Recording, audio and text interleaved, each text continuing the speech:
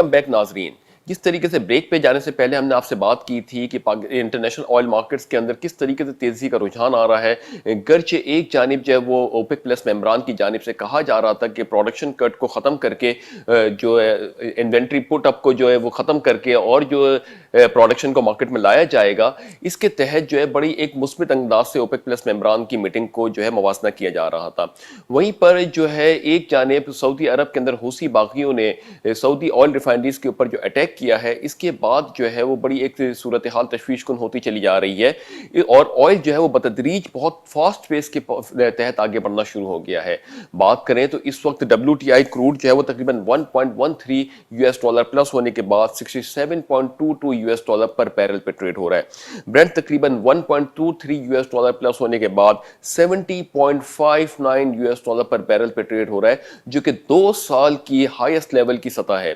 اس کے اوپر بات کریں کہ یہ اوپیک پلس ممبران نے ایک اقدام کیا تھا جنوری 2020 کے اندر، جب آئل کو پریشر آنا شروع ہوا تھا کووڈ کے ڈیمانڈز کے بعد.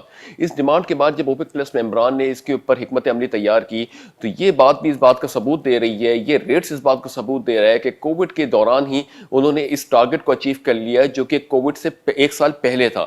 تو اس کے اوپر بھی اوپیک پلس ممبران کی جو بھی پالیسی رہی ہو، یعنی پروڈکشن کٹ کے اوپر گئے تھے یا میکسیکو، امریکہ اور سعودی عرب، رشیا کے درمیان جو اختلافات تھے، ان اختلافات کو انہوں نے اس تنظیم کے لیے جو ہے ایک سائٹ پہ کیا اور اس کو آگے لے کے چلے، اور آج دیکھیں کہ وہ ہائیسٹ ریٹ اچیو کر گیا ہے آئل مارکیٹس کے اندر. وہیں پر بات کرتے ہیں تو گولڈ تقریباً 2.45 US ڈالر پلس ہونے کے بعد 1701 US ڈالر پر آؤنس پہ ٹریڈ ہو رہا ہے. سلور تقریباً 0.20 US ڈالر پلس ہونے کے بعد 25.5 US ڈالر پر آؤنس پہ ٹریڈ ہو رہا ہے. مجموعی طور پہ دیکھا جائے کہ جب معاشی سرگرمیوں کے اندر ایک غیر یقینی سی صورتحال آتی ہے تو گولڈ ہمیشہ اپنے آپ کو اسٹریچڈ آؤٹ کرتا ہے. وہیں پر ابھی دیکھا جائے کہ حوثی باغی یعنی یمنی حوثی باغیوں نے جو سعودی عرب کے اوپر اٹیک کیا ہے ریفائنری کے اوپر، اس کو بڑا تشویش کن صورتحال کے ساتھ دیکھا جا رہا ہے.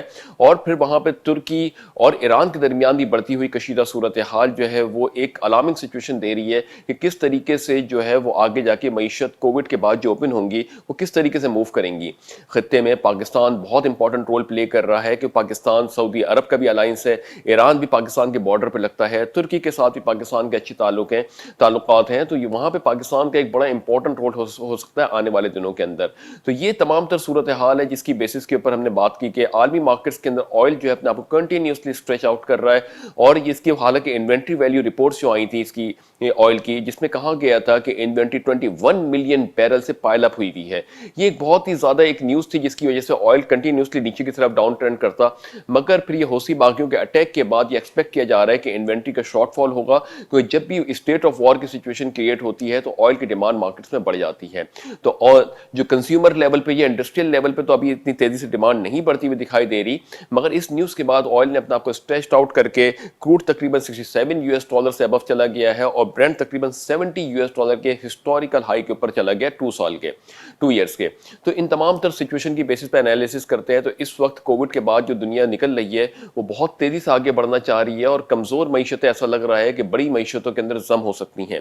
بہرحال یہ تمام تر جو اس وقت سینیریو اور سچویشن ڈیولپ ہو رہی ہے، امید یہ کرتے ہیں کہ یہ بہت ہی زیادہ تباہی نہ پھیلائے دنیا کے اندر، کیونکہ آلریڈی دنیا جو ہے وہ کووڈ کے سینیریو سے بڑی بری طریقے سے متاثر ہوئی ہے. 1.5 سال کے بعد وہ اس سینیریو سے باہر نکلنے کی کوشش کر رہی ہے. تو اس طریقے کے اقدامات جو ہوتے ہیں وہ پھر کہیں نہ کہیں ہمارے لیے زوال کا شکار نہ بن جائیں.